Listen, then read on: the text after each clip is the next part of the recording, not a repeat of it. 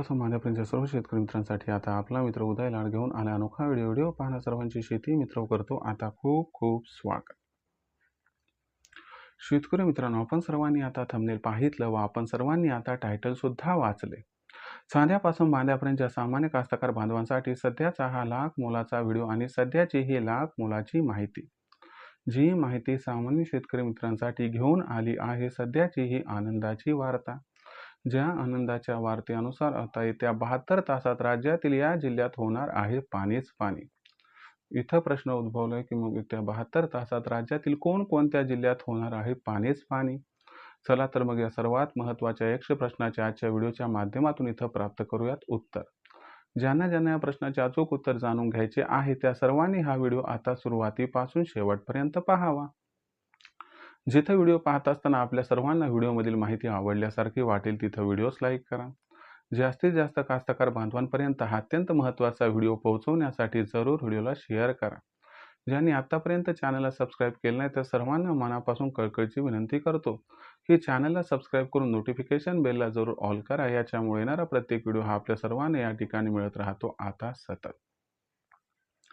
तर मित्रांनो, आपल्या सर्वांसाठी सध्याची ही सर्वात महत्त्वाची आनंदाची वार्ता, ज्याच्या अनुसार येत्या 72 तासात आता राज्यातील या जिल्ह्यात होणार आहे पाणीच पाणी. पण इथं प्रश्न उद्भवलाय की येत्या 72 तासात राज्यातील कोणकोणत्या जिल्ह्यात होणार आहे पाणीच पाणी. ज्या जिल्ह्यांमध्ये येत्या 72 तासात होणारे पाणीच पाणी त्या जिल्ह्यामध्ये आमच्या जिल्ह्याचा समावेश आहे अथवा नाही. चला या महत्त्वाच्या प्रश्नाचा आजच्या व्हिडिओच्या माध्यमातून जाणून घेऊयात या ठिकाणी अचूक आणि सविस्तर उत्तर. जर सध्या आपण बघितलं तर संपूर्ण राज्य हे तहानलेले. थोडासा कोकण विभाग सोडला आणि थोडासा घाटमाथा सोडला तर आज देखील महाराष्ट्र चातकाप्रमाणे पावसाची वाट बघत आहे. जर आपण महाराष्ट्राचा विचार केला तर प्रामुख्याने 2 जिल्हे तर असे येतं की जिथं जवळपास पाऊस हा पडलाच नाही असं म्हणायला हरकत नाही.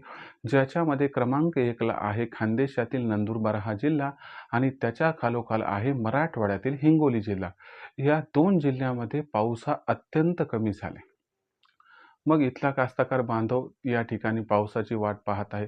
त्याचबरोबर मराठवाड्यातील इतर जिल्हे, विदर्भातील जिल्हे आणि त्याचबरोबर खानदेश व पश्चिम महाराष्ट्र इथं सुद्धा पाऊस काय फार चांगला पडलाय असं नाहीये.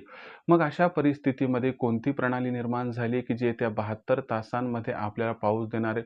तर लक्षात घ्या मित्रांनो, बंगालच्या उपसागरामध्ये उत्तर दिशेला या ठिकाणी म्हणजे उत्तर बंगालच्या उपसागरामध्ये कमी दाबाचं तीव्र क्षेत्र निर्माण झाले. ते आता भूभागावरती आलेलं आहे आणि हे जे भूभागावरती आलेले क्षेत्र आहे त्याच्यामुळं आपल्याला बिहार, झारखंड, उडीसा, मध्य प्रदेशचा पूर्व भाग आणि छत्तीसगड या राज्यामध्ये धुवाधार पाऊस हा पुढचे 4-5 दिवस दिसणार आहे.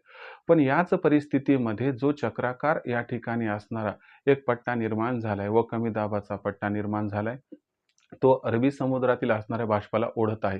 त्यामुळे ढगांचा ताफा आपल्या असणाऱ्या महाराष्ट्राला क्रॉस करून त्या ठिकाणी पूर्व असणाऱ्या साईडला जात आहे. म्हणजे पूर्व आणि उत्तर पूर्व म्हणजे ईशान्येकडे. पण मध्यंतरी जात असताना काय की तो महाराष्ट्राला क्रॉस करते. त्यामुळे स्थानिक वातावरण हे निर्माण होत आहे आणि या स्थानिक वातावरणाचा परिणाम सध्या दिसत आहे की हा मान्सूनचाच पाऊस आहे परंतु स्थानिक वातावरणामुळे पडणारा. म्हणून हा जो पाऊस आहे तो तुम्हाला विखुरलेला दिसत आहे. हा पाऊस सर्वदूर दिसत नाहीये. पण आनंदाची वार्ता आहे की पाऊस हा पाऊसच असतो. कशामुळे पडतो हा महत्त्वाचा मुद्दा नाही, तर तो पडतो हा महत्त्वाचा मुद्दा आहे. पुढच्या 72 तासांचा विचार केला तर विदर्भाकडून आपण येऊयात. विदर्भामध्ये खास करून पूर्व विदर्भाचा विचार केला तर पूर्व विदर्भामधील सर्व जिल्ह्यामध्ये आपल्याला जोरदार ते अतिजोरदार पाऊस दिसणार आहे. जर पूर्व विदर्भाचा विचार केला तर प्रामुख्याने चंद्रपूर, गडचिरोली, भंडारा, गोंदिया, नागपूर आणि वर्धा या सर्व जिल्ह्यांमध्ये आपल्याला मध्यम ते जोरदार व काही ठिकाणी अति जोरदार पाऊस दिसणार आहे. त्याच्यानंतर आपण जर बघितलं तर या ठिकाणी उरलेल्या विदर्भाचा जो भाग आहे ज्याच्यामध्ये अकोला, वाशिम, अमरावती, बुलढाणा, यवतमाळ या जिल्ह्यांमध्ये तुलनेनं पाऊस कमी आहे. हा पाऊस दक्षिणेकडून सुरू होईल, उत्तरेकडे जाईल.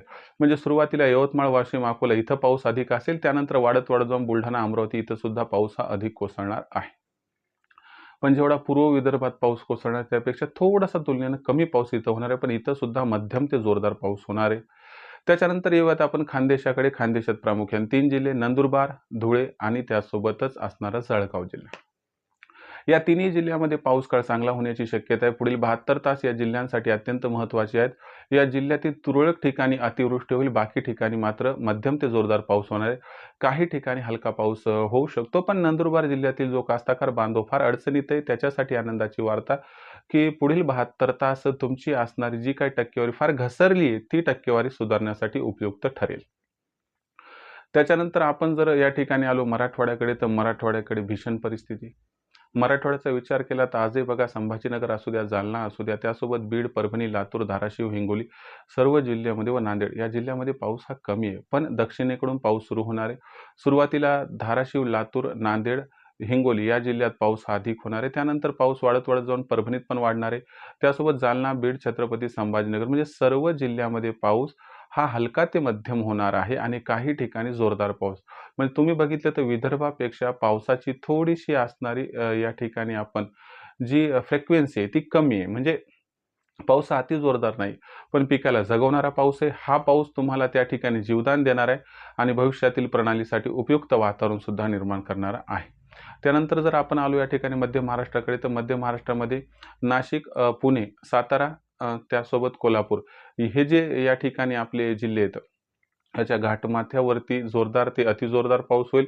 बाकी मग नाशिकचा उरलेला भाग असू द्यात, नगर असू द्यात, त्यानंतर सोलापूर, सांगली आणि कोल्हापूर, सातारा, पुणे या ठिकाणी जो भूभाग आहे त्या त्या ठिकाणी जो कोसळणारा पाऊस आहे तो हलका ते मध्यम असेल, तर काही ठिकाणी जोरदार असणार आहे.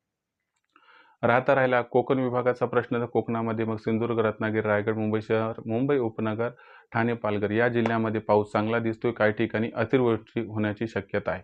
म्हणजे तुलनेनं दक्षिणेकडून पाऊस सुरू होऊन उत्तर कोकणामध्ये वाढणार आहे. म्हणजे पुढच्या ह्या 72 तासाला जो शेवटचा टप्पा असेल, त्याच्यामध्ये ठाणे आणि पालघर या जिल्ह्यामध्ये पाऊस हा अति जास्त कोसळण्याची शक्यता आहे. कारण जी प्रणाली निर्माण व्हायली ना, ती भविष्यात गुजरातकडे मूव्ह होणार आहे. तर तेव्हा तिथं पाऊस हा जास्त प्रमाणात कोसळू शकतो. पण संपूर्ण व्हिडिओचा सार काय, की पुढील 72 तास आपल्यासाठी दिलासादायक आहेत. पुढील 72 तासामध्ये जी पिकं आपली कोमेजत होती, ज्या पिका माना टाकत होते दुपारच्या वेळी, तर त्यांना जीवदान मिळणार आहे. आणि धरण क्षेत्रामध्ये पाऊस हा बरा होईल. खूप जास्त भारी तर नाही होणार, परंतु हा पाऊस सध्या आपल्याला विहिरीला, बोरवेलला पाणी आणणारा नाहीये. पण हा जो पाऊस आहे पिकांना जगवणारा, आपल्याला वाचवणारा आणि आपल्याला या ठिकाणी जगण्यासाठी उत्प्रेरक अशी महत्त्वाची ऊर्जा देणारा आहे. तर ही होती सगळ्यात महत्त्वाची आनंदाची वार्ता, की येत्या 72 तासात राज्यातील या जिल्ह्यात होणार आहे आता या ठिकाणी जोरदार ते अतिजोरदार पाऊस. तुमच्याकडे पाऊस कसा आहे? तुम्ही कमेंट सेक्शनमध्ये लिहून कळवू शकतात आणि आपला हा असणारा व्हिडिओ तुमच्यासाठी किती उपयुक्त ठरला ते सुद्धा कळवू शकतात. व्हिडिओमधील माहिती आवडली असेल तर व्हिडिओस लाईक करा. सामान्य कास्तकार बांधवापर्यंत हा अत्यंत महत्त्वाचा व्हिडिओ पोहोचवण्यासाठी व्हिडिओ शेअर करा. चॅनलला सबस्क्राईब करून नोटिफिकेशन बेललाही ऑल करा. यामुळे येणारा प्रत्येक व्हिडिओ आपल्याला मिळत राहतो इथं सतत. शेतकरी मित्रांनो, अशाच एका नवीन व्हिडिओसह मी आपला मित्र उदय लाड आपल्या सर्वांना आवडते यूट्यूब चॅनल शेती मित्र मिळत राहील सातत्याने. तोपर्यंत सर्व शेतकरी मित्रांचे व कास्तकार बांधवांचे आजच्या व्हिडिओत मनापासून व्यक्त करतो खूप खूप आभार.